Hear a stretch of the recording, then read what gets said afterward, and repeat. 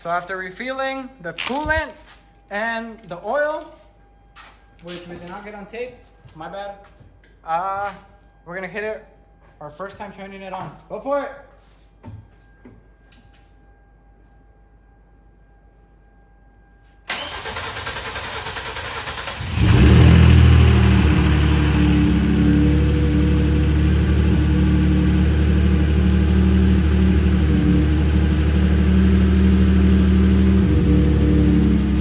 It took us an hour and 15 minutes.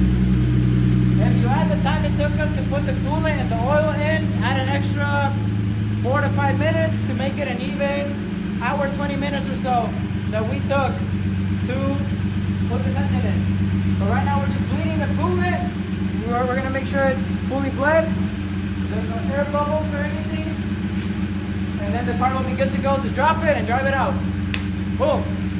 And that was our world record here at BlitZ Performance, the fastest time installing a 3.8 from scratch all the way into the engine. So we're gonna double check there's no leaks or anything, and then we'll be good to go. Easy peasy, boys.